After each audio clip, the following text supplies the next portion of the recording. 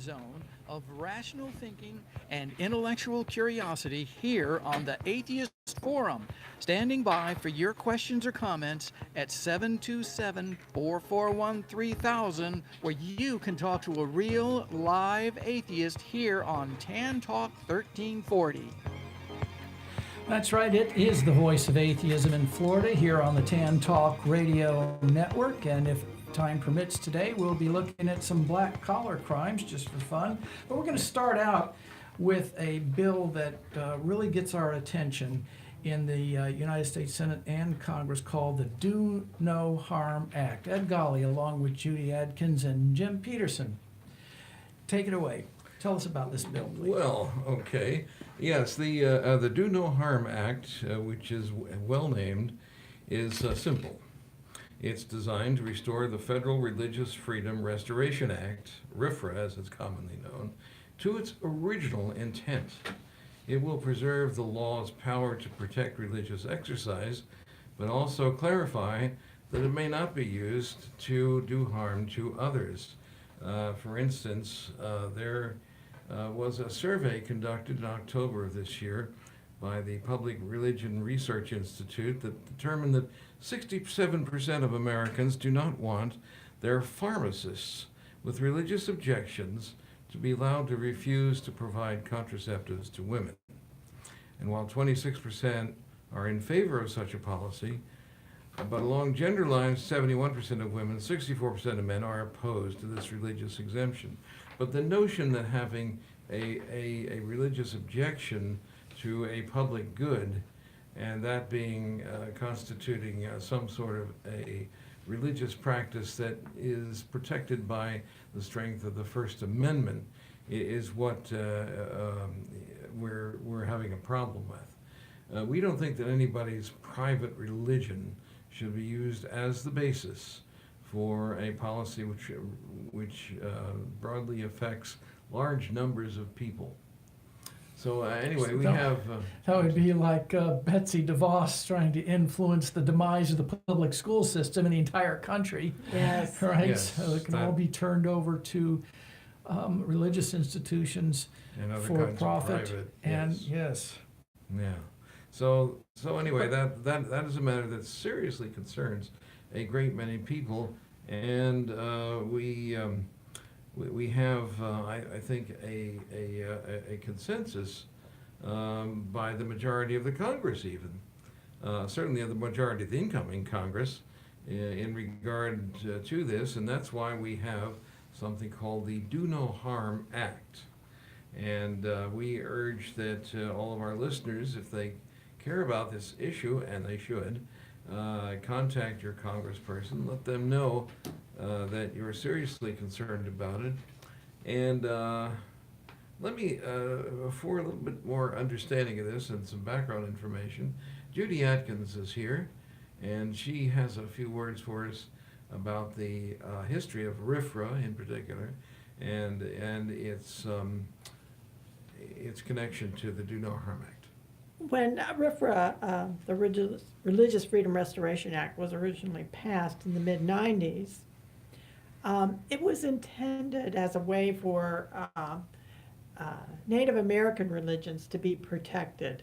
They did not like, and I don't know that I agree with all of this, but they didn't like the government coming in and taking over their lands to put roads through or to allow drilling. They didn't want archaeologists doing research on their grave sites, that kind of thing. And the thing that sent it over the edge was when two men were denied unemployment, two Native Americans were denied unemployment because they tested positive for mescaline, which was part of their religious ritual. Yes, I understand that. At the time, there was a controversy about the fact that during Indian religious ceremonies, and I mean Native American ceremonies, peyote was smoked commonly. Yes. And as And part of the mescaline. overall experience, and of course this ran up against objections from the FDA and the Right. Drug Enforcement Administration. So a whole bunch of groups came together, liberal and conservative, to pass the Religious Freedom Restoration Act. and it was signed into law by Bill Clinton. The Supreme Court upheld that it was not applicable to states. It was only applicable to the federal government. So a number of states also passed a Religious Freedom Restoration Act. It has gotten out of hand lately in terms of who's using it, and it's mostly now fundamentalist Christians using it to object to having to serve gays. There's a group, a foster home group in, I can't remember which state, Maryland maybe, that doesn't want to allow gays or Jewish people to adopt their Christian children.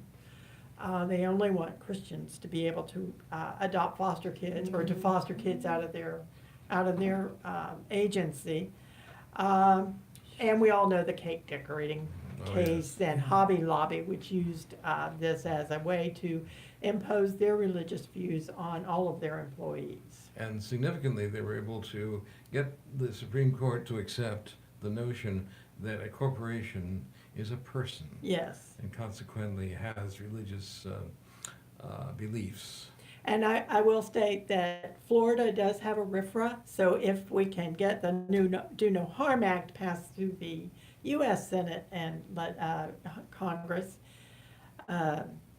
we need to work on Florida having a Do No Harm Act also, because, as I said, the federal one only applies to federal governments and not to state, and then each state, a number of states pass their own version of RFRA. So it will be a battle, especially with the incoming legislature being what it is. This bill, Senate Bill 2918 and House Bill 3222, Florida actually has 10 House of Representative members who sponsor the 3222. Unfortunately, Bill Nelson did not sponsor the Senate bill. It was introduced by Kamala Harris, and so that was a disappointment, but then I don't think that either of our Republican senators will support this bill. No? Unbelievable. I would be surprised if they do. And as you said, Jim, it's a very simple bill. It's, it provides that they can't discriminate, they can't, sorry, I can't talk. This is radio. Yes, it is, I know. It's all you got left. is That's all I talking. got, yeah. I don't have that very well today. They can't use their religion to hide their discriminatory practices. Mm. Yeah, that's a major problem in this country because a large number of people having one religious preference or another will feel the need, and expressed in a very great number of ways, of going out there to try to proselytize people, to try to convert people, to try and become the dominant religious or the dominant force in society. This is the whole goal of what's called Christian dominionism. But it also applies to other religions which do not well tolerate the existence of any competition. And most religions do not, in fact. And I might add that only about, at least in Florida, only about 20% of the people are fundamentalist Christians. Mhm. So if they succeed in doing this, it means that 20% of the people will be dominating and ruling how you live your life. Mhm. If you're among the 80% who don't. And even if you're subscribe. among the 20%, because at some point it's going to deteriorate into, because I grew up in a fundamentalist church, everybody else was going to hell except us, so it will deteriorate into that kind of conflict with various groups saying, no, they're not pure enough against other groups. You know, that's the one thing that really differentiates atheists from everybody else. We are supremely confident that we are not going to hell. We're not going to heaven either, but we're definitely not going to hell. In spite of how many times people tell us to do just exactly that. Yes. Right, well, some of them do. Yes. Others are quite pleased with Well, our it's the presence. Atheist Forum on the 10 Talk Radio Network, and you can weigh in with your opinion, comments, questions, or insults at 441-3000, 441-3000, and talk to a real live atheist today here on the 10 Talk Radio Network. And it must be said that not just atheists support the separation of state and church, because many of the Oh. Baptist groups support it, many of the more liberal churches support it. And it tends to be just the fundamentalists who want to have their way with Yeah, everyone. well, actually, the foundation of this so-called wall of separation came during the founding years of the nation, as I understand it, when the fear was that Catholics would dominate, Yes. and the Baptists wanted protection from that. So it wasn't atheists who submitted this idea for the wall of separation.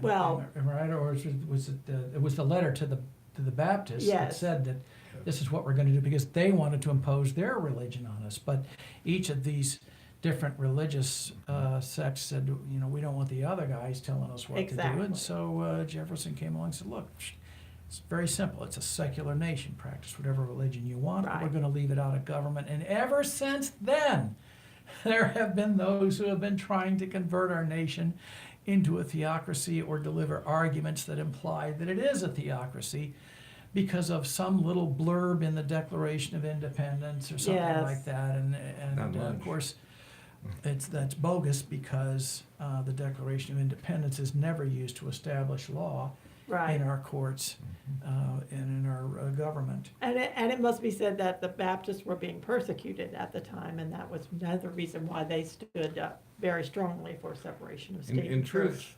in truth, everybody's been persecuted. Well, yes. Throughout the entire history of the human race. But one of the interesting things about the beginnings of our American Republic was that it started in a time of what's called the Enlightenment, in which Europe was a center of this kind of thinking, and it resulted from hundreds of years of conflict and war being waged by different religious groups, mainly Protestants versus Catholics, and different Protestants versus other Protestants, and everybody versus the Jews, and the Jews were coming up a loser And on now that. we They have weren't Muslims. pleased. Yeah. Yes. So it's everybody against Jews and Muslims. Mhm. So, but at any rate, so all this got started with the perception that if we could just get religion cornered somewhere in a private area, and the private area that they had in mind was your own brain. You are the owner of your own religion. You get the option of choosing what, if any, religion you wish to observe. And that is what made the United States unique among the nations of the world for a very long time. And that principle has been since incorporated into the United Nations Universal Declaration of Human Rights, which specifies that every person has a unique right to do exactly that, to select their own religion. And however, it is across the world under attack still. Many nations are dominated by religions that if you commit what's called apostasy, that is, you deny the dominant religion, they're perfectly willing to discipline you, Yes. which usually means murdering you.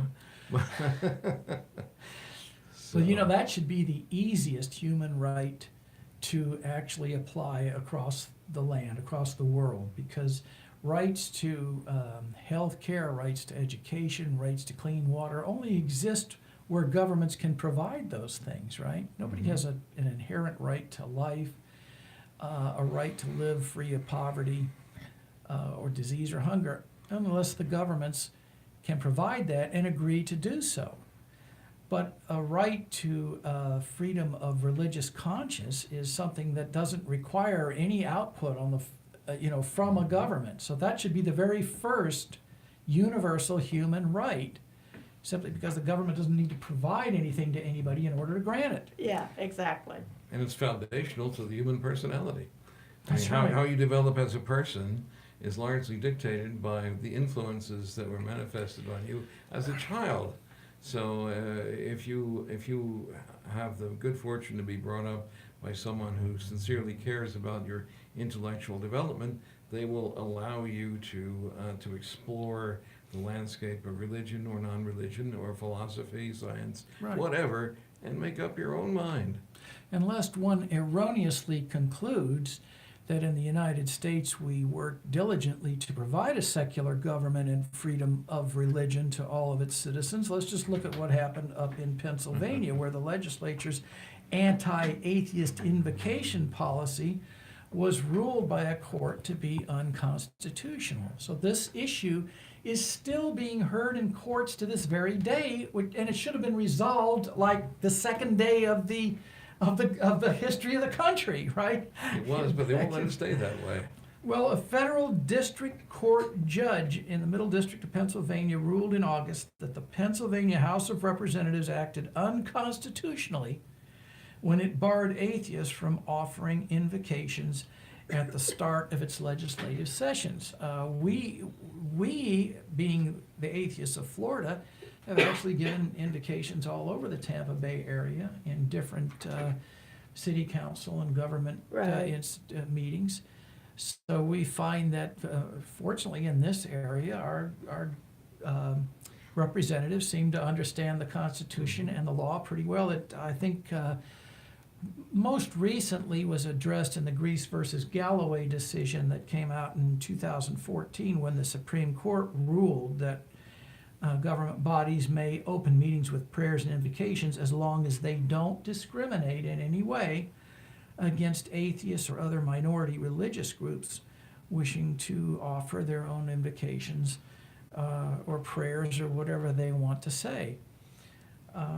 But of course, as we see, there's just like when we had the Supreme Court rule that our public schools would be integrated, there were a lot of school districts in a lot of the red flyover states that simply ignored it or took decades to actually implement what the court said they were required to implement. Let me just finish by saying the judge said, here's a quote from him, "The policy purposefully discriminates among invocation presenters on the basis of religion and thus exceeds the constitutional boundaries of legislative prayer. The House's pre-2017 opening invocation practices, which coerces visitors to stand during the opening prayer and thereby participate in a religious exercise, likewise offends the establishment cause. 5 individual plaintiffs were repeatedly denied requests to offer secular invocations in the House, and that's how this thing ended up in court, where a judge who understands the Constitution says, no, you can't do that anymore. This is America, and America's not a theocracy. And we have the example, not too long ago, we had a guest who was trying to deliver an invocation in Winter Garden in Yes. Central Florida, who was being denied because he was an atheist. Although I must say that Central Florida Free Thought community has done a number of invocations in that area, so it's not all of Florida that's being a problem, but certain places. And quite disturbingly, DeSantis has now announced his transition team for schools as he takes becoming governor. And one of the people that he appointed is from the Florida Citizens Alliance, which has challenged a number of textbooks already for creation, for teaching evolution and not creation. It never stops. So maybe the Florida public school system will be using what, the ABEC Yes, school books exactly, eventually? exactly. I mean, these people work diligently to move our country or our state backwards. Yes. And he also appointed the Step Up for Students founder, John Kirkley, who is big into charter schools, and one of the people was also on the Florida Constitutional Revision Commission that tried to get through charter schools for state-run charter school that the state could come in and set up a charter school in any county it wanted to, regardless of whether the county wanted it or not. And is that the guy whose wife runs a charter school? Probably. Yeah, so Well, we don't know for sure. no at this conflict of point. interest there. So I want to thank Brandon Hott for this information because it just came out today. I hadn't had a chance to review all that much of it. But there are 41 people on the team, so on that transition team, so I don't know who all is on there, except that some of these people are quite troubling. And DeSantis has already said he wants to review all of the textbook criteria for the school system. By way of note here, Brandon is a member and I believe the leader of Florida Citizens for Science. Yes. Who has campaigned for accurate science textbooks in the schools and has defended the scientific approach as opposed to a more religiously compatible approach, shall we say, in which people don't get trapped in whales for 3 days or build arks, all kinds of crazy stuff. Yeah, And evolution actually happened. yes. So I'm sorry. Yeah, well, we still hear misuse of the word theory commonly Yes. implemented, right? And I just heard it, I think earlier this week when somebody was talking about a theory about a crime, which leads people to believe that a theory is just a guess and not really understand exactly what it means, that it is based on evidence. And it's not a guess, it's a conclusion drawn from the That's right. evidence. I think Yes. So what the term we should use, it should be hypothesis, I guess. In fact, Hypothesis, that's right. yeah. Well, if you look in the dictionary, the common use of theory by how we use it in public general discussions is about 6 down on the list of what theory means. So it's become quite common in our vocabulary, but again, people misunderstand the difference between our common use of theory and the scientific use of theory. That's right. But the curious thing about the religionists is that they what they don't understand about a theory, and when it comes to evolution, if they find any element that's missing in there, right, that you can't draw the complete picture from the first organisms up to where we are today, they say, well, then the theory is flawed, and somehow instead we eliminate all of the Right. existing evidence and revert to the biblical accounting, for which there isn't a single shred of evidence to show Right. that the first humans appeared within the first week of the formation of Earth, and that it happened all but overnight, right? And the people lived among dinosaurs, and as you said, could live in a fish, or we had a big flood, had conversations with serpents and all of this stuff. There's no evidence for any of that. As a matter of fact, the evidence shows that it didn't happen. We can see No, I've clearly seen- that there was never a worldwide flood. I've seen a picture of Jesus taming Riding. the Tyrannosaurus. Right. So, Riding you the know, dinosaur. Yeah, that's right. Yeah. Well, I saw a picture of Tinkerbell too, You did. but I'm not I thought I sure had the that only there's picture of that. any more than a theory about that. We are the Atheists of Florida on the Tan Talk Radio Network. We're here every Friday. Invite your calls if you like to converse with an atheist, even if it's simply to find out more about why we are able to live our lives free of any superstition and supernatural subscription. And if you'd like to talk to us, you can call us at 441-3000. We'll take just a moment to tell you a little bit about Atheists of Florida, in case you'd like to find out more about the organization or consider getting involved with it. And then we're going to return with the Atheist of Forum here on the Tan Talk Radio Network. Atheists of Florida is a nonprofit membership organization founded in 1992. For over 25 years, Atheists of Florida has brought atheists together to address state-church separation issues, provide legal assistance in cases of religious discrimination in employment or educational institutions, help atheists meet others who want to live their lives free of religion, and produce the Atheist Forum. For membership information, visit our website at atheistofflorida.com, where you'll find our newsletters, annual reports, statement of purpose, and information about meetings and events. That's atheistofflorida.com. Charles Manson. Okay, I'm back with our quote of the day, which is an anonymous quote. Actually, it's kind of the quote of the week, because we only do the Well, show that's once a true, week, that's and I don't know true. why we always Sorry. call it the quote of the day. Quote for the program. Quote of the week. You don't see faith healers working in hospitals for the same reason you don't see psychics winning the lottery. Now, quotes like that deserve to be heard daily, though. Yeah, too, yeah. Yes. You're right. There'd be no such thing as a psychic sitting in a single wide on the side of the street reading palms for $5 a hit if they were really psychic, would there? They'd be doing it on Wall Street. Exactly. That's right. Well, all right. So the big story this week, of course, is George H.W. Bush.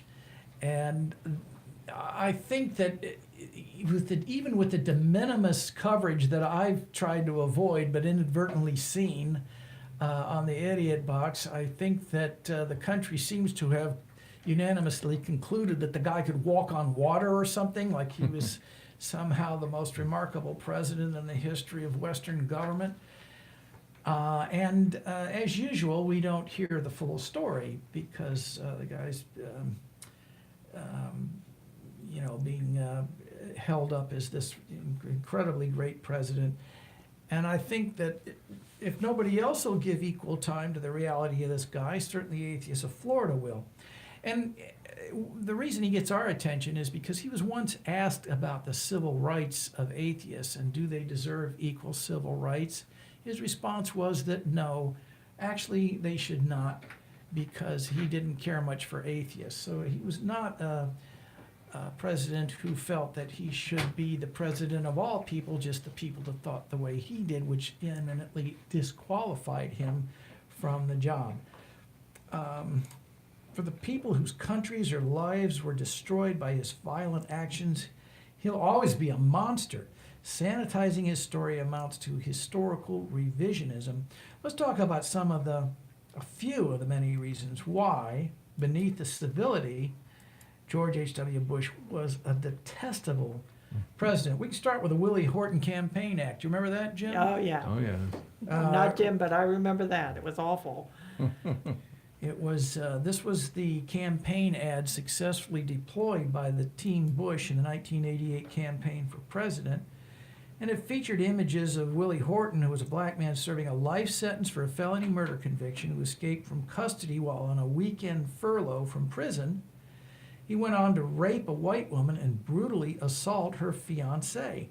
Governor who signed the furlough was, of course, Michael Dukakis, who was Bush's Democratic opponent. Now, here's what a lot of people don't tell you about this. The sitting president, Ronald Reagan, signed identical furlough requests. Most governors did as a routine matter. The Bush team made it that furlough central to their campaign by using, you remember those blurry, high contrast pictures of Horton that resembled wanted posters for, runaway slaves in the antebellum South or something like that. So the guy had no integrity, clearly, or he wouldn't have tolerated that. It's not a difference in the political positions or the economic positions of the country that he wanted us to vote for. He wanted to scare us into voting for him and succeeded. Next item was the invasion of Panama. You remember that, of course, barely a year into his presidency. It was December of 1989.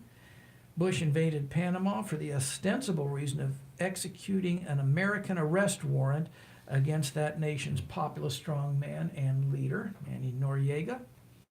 Noriega was, for his part, a CIA asset during during the period when Bush was the head of the CIA. Right. He was the director prior to becoming Reagan's vice president. Noriega also served the U.S. as an asset during the Reagan-era Contra War against Nicaragua, where he was photographed meeting with Bush. By 1989, however, Noriega was a little bit difficult to handle, so the invasion to arrest him cost the lives of as many as 3,000 Panamanians and completely destroyed the working-class Panamanian neighborhood of Chorrillo. The Bush administration named the war Operation Just Cause. Inter-American Commission on Human Rights this year ordered the U.S. to pay reparations for the war, though that's not likely to happen anytime soon. How come I've never heard of an American expedition called the Unwarranted Invasion?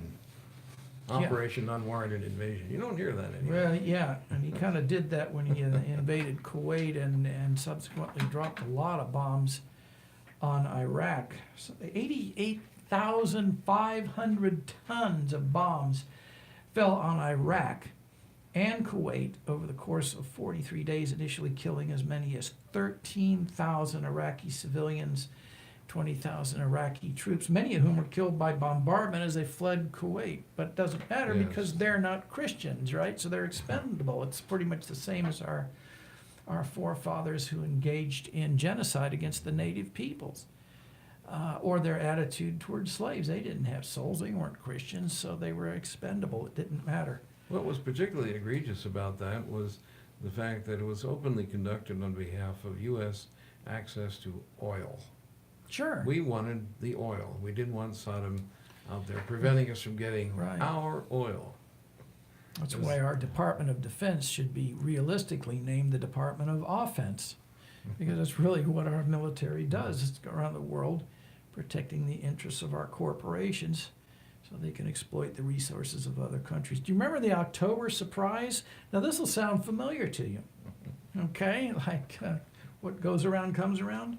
As president, H.W. Bush used his office to obstruct justice and thwart investigations into the criminal activity of the Reagan administration, where he served as vice president. The October surprise refers to allegations that representatives of the Reagan campaign conspired with Iranian leaders prior to the 1988 presidential election, when Iranian students were holding those 52 American hostages in Iran. And the idea was to embarrass the Carter administration because he couldn't get them back. So according to the allegations, Reagan campaign representatives cut a deal with Iran to hold the hostages until after the election, and that made Carter seem weak, and Reagan was able to win the election. Bush, as president, thwarted the investigation by withholding important information regarding the CIA director William Casey's meeting with Iranian government representatives in 1980. And so he did not allow the investigators to find out where Casey was.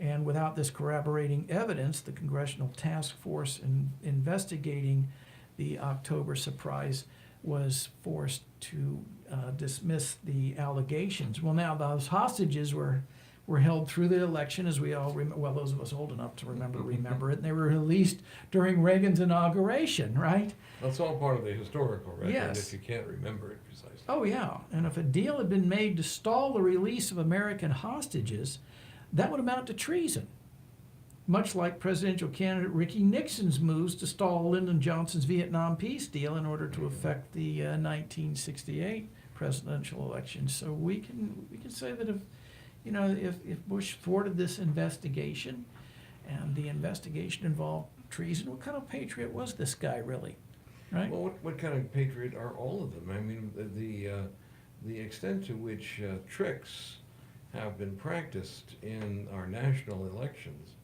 mostly by one party, it has to be said, but I'm sure the other party had some tricks of its own. But these kinds of things are completely opposed to the idea of democracy, where you talk about ideas, proposals, and policies, and people can decide Exactly. on that kind of a basis who they want to have to serve them.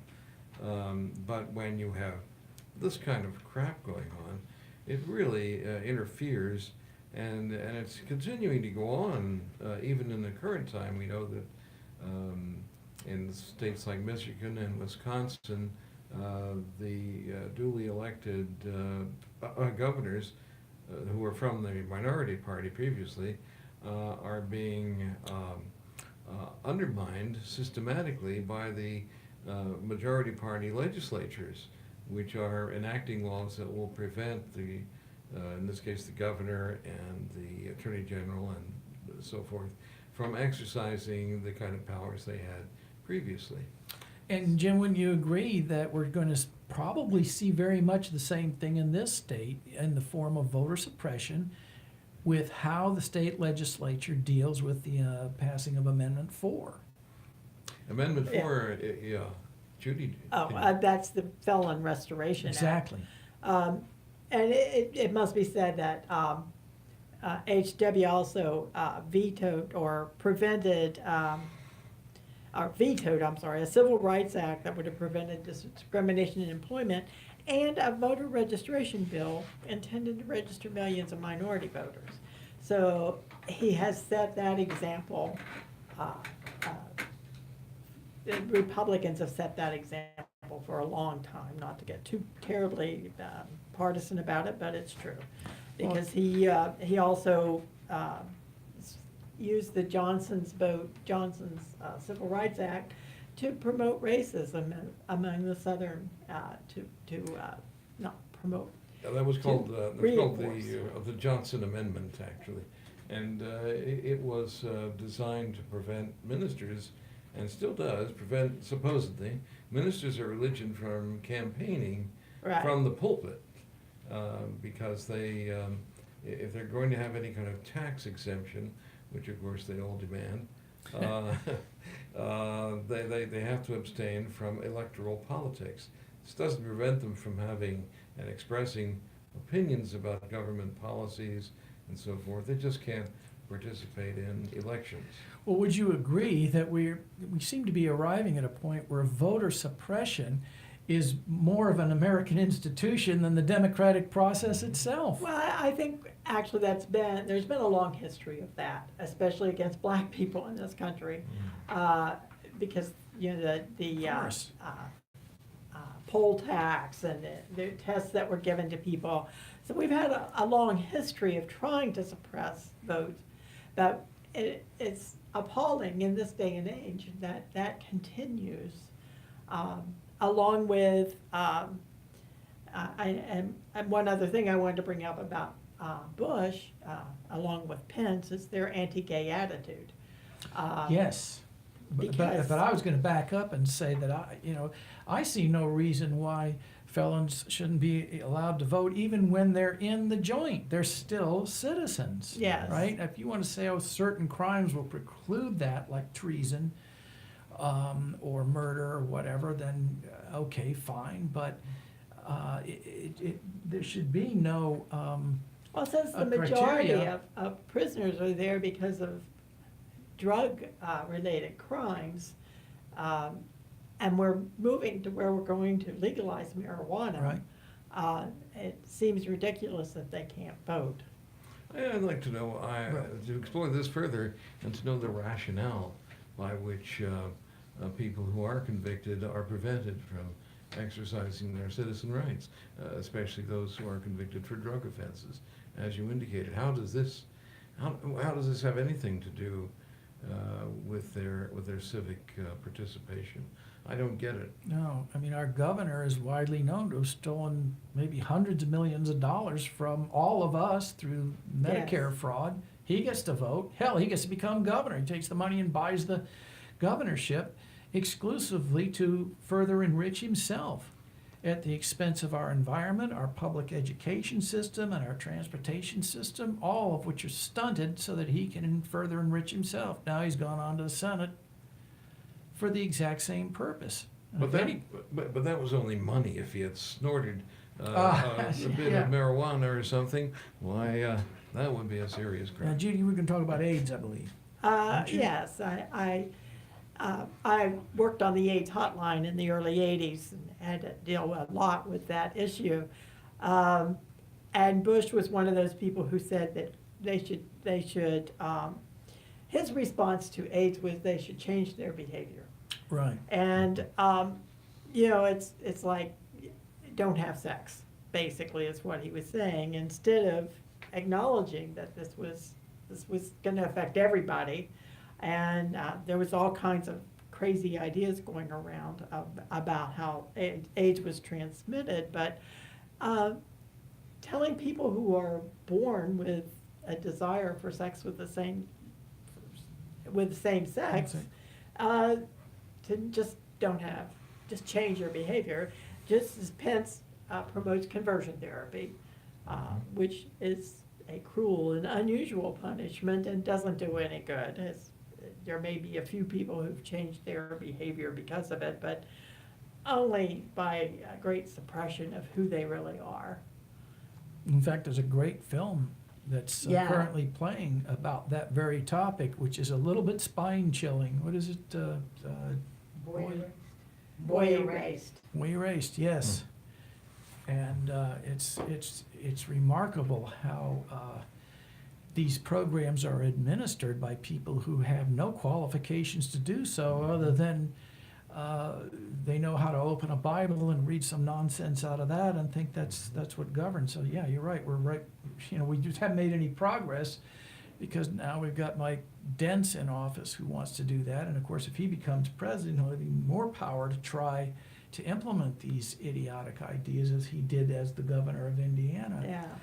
I think you mean Mike Pence, right? No, I mean Mike Dents. This man is as dense as a board. And you said about the issue that it was considered behavioral, but at the same time, in other parts of the world, poverty and not sexual orientation, or even drug use, were emerging as vectors that were causing AIDS. Still, our attitude in this country, under the misguidance of H.W. Bush, was no, just change your behavior and it's problem solved, right? It's just like dealing with the environmental crisis. Just ignore it and you're gonna have no more problem. Or right? Nancy Reagan's solution to drugs Yeah. was just say no. Well, that's easy. Yeah, that's very Problem easy. solved. Don't have to do anything. Now, here's something that'll sound fresh and new and invigorating. Independent counsel Lawrence Walsh's investigation of the Iran-Contra affair was obstructed by H.W. Bush, who, before leaving the White House, issued pardons to 6 targets of the investigation, most notably the former Defense Secretary Caspar Weinberger, who was about to go on trial. According to Walsh, Bush's pardon of Weinberger marked the first time a president ever pardoned someone in whose trial he might have been called as a witness because the president was knowledgeable of factual events underlying the case. Gee, are we going to see any of that again? We're going to start seeing No, pardons. And I can't imagine. I think you're right Not with our because president guy. I think because certainly the House is going to recognize that as obstruction of justice, and maybe even a few senators will get a spine and do that. If a few conservative senators will realize that this has just gone too far. But I think if his own children are indicted, or his sons, I think that he won't hesitate to give them a pardon. Because he can always resign as president, cut a deal with Dents to cut him a pardon, a la Nixon Ford, and walk away and try to make more money, right? And one of the more reprehensible items that Bush did was he had claimed that crack was being sold near the White House. Mm-hmm. And there was just no real evidence for that. So the DEA recruited some kid to go and sell crack, and then they nabbed him. And they sent him to, he was 18 at the time, and was sentenced to 10 years in prison for that act.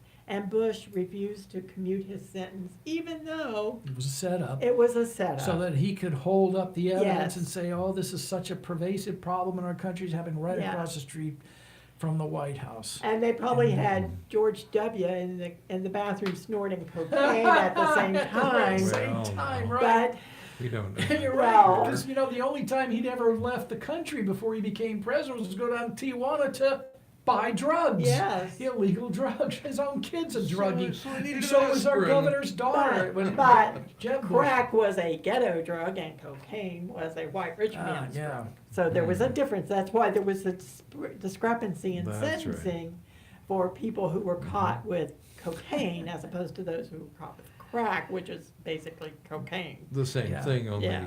processed differently. Yeah. Well, the final thing I would point out about this guy is he had no integrity, and here's why. He stood in front of this nation with a straight face when it came time to replace a Supreme Court judge. Yes. Can you name the judge he replaced, the black guy? He- Uh, I bet you can. But anyway, Duh. he was a black judge who was probably one of Yes. the best judges in modern times. But now Bush had to find a black judge who was a conservative, which is extremely difficult to do. I think there were like only 3 candidates that could fit the bill.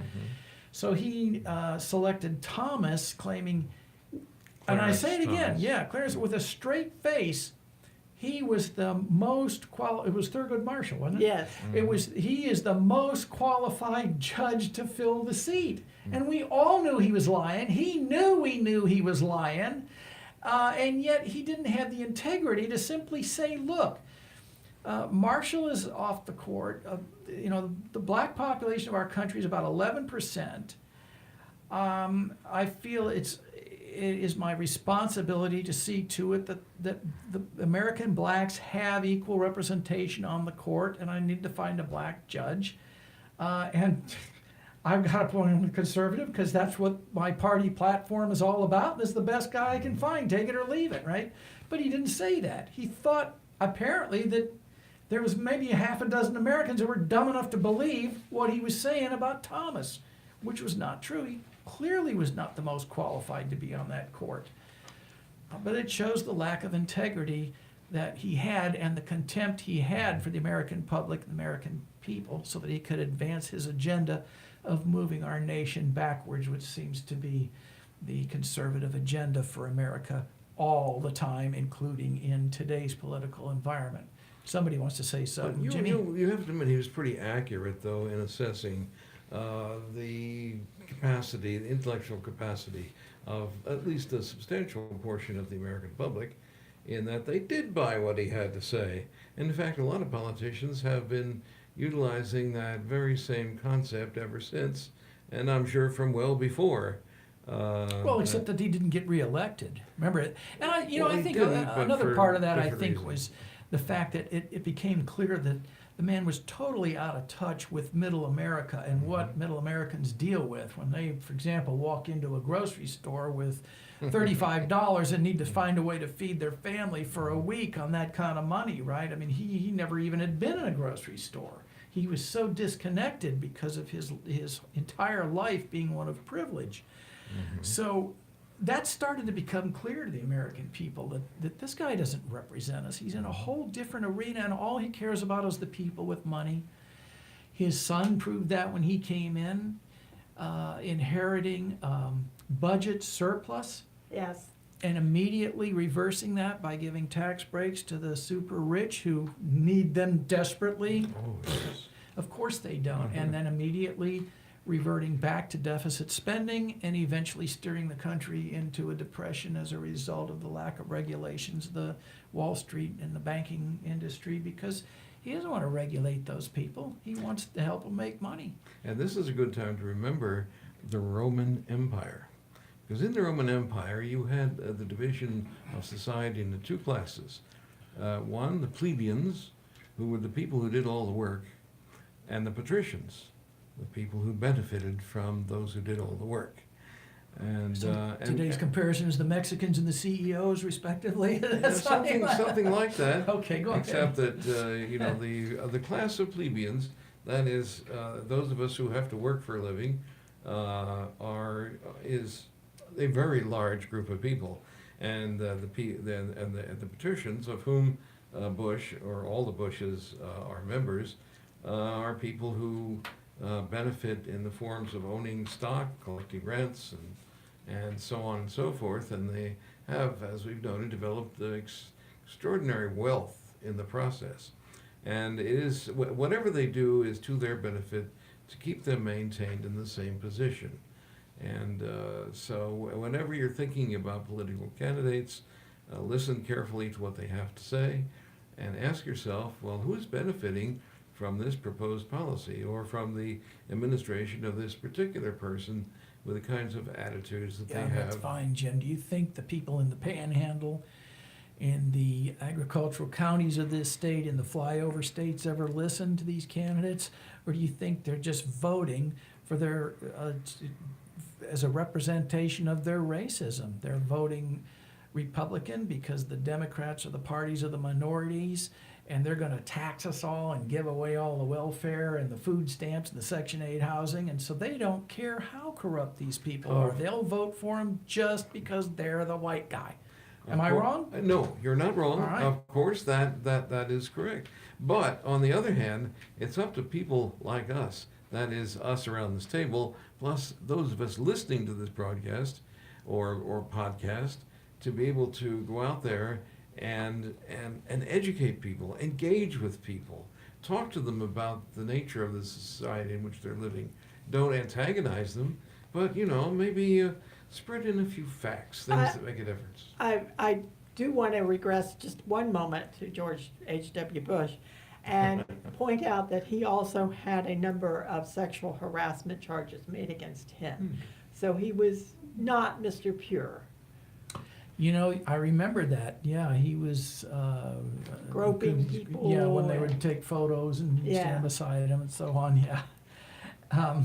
Well, he was in that sort of that crossover territory from the Kennedy era when they could have when they movie could do stars what they come and go wanted, speed tipping in the White House swimming pool, and the reporters knew all about it, but Yeah. it was just a gentleman's agreement that they didn't report it up until the Gary Hart It's incident, one I guess. thing. It's one thing to have an affair. I mean, I don't think that's anybody's business. It's another group people and harass them sexually. Yeah. But you're right, he was hardly the portrait of purity that he's being defined Yes. at as this week during his funeral, and the idealism that's used to define him, I think, shows how reverent we are of presidents, as if they're beyond reality as people. And what's going to and- happen when Trump dies? Are we going to see the same kind of cover-up, whitewashing nonsense? It's an interesting proposition to think about, isn't it? How many people won't show up? Well, I'm sure they'll be able to say of him that he was unique. Yes. Yes. Thank All right. goodness. Well, we'll talk more about this next Friday here on the Atheist Forum. Got some fun topics coming up in the holiday season. I'm sure you'll enjoy them and our take on the world as we approach the most unwonderful time of the year. But in the meantime, tell your friends or your worst enemies about the Atheist Forum, and I hope you'll join us again next week. Now, along with Judy Adkins and Jim Peters, I'm Ed Golly, reminding you, if the story seems a little too implausible to be true, don't believe it just because somebody wrote it down. Make them prove it. You have been listening to the Atheist Forum. To learn more about Atheists of Florida, visit our website at atheistofflorida.com. Continue the discussion on our website, talk.aof.ngo. And join us again next Friday for another edition of the Atheist Forum here on 10 Talk 1340. Well, yeah, but, my slant on it is that they call WTAN, Clearwater, FM 106.1, WDCF, Dade City, Tampa Bay, WZHR, Zephyr Hills. FM 104.3. Listen. You're responsible for ripping off their political No, party. it's very hard to pull up. You don't get that sometimes. Wait. Did you give Lola the check? Yeah, where is it? I put it on the table with a pen for you to sign.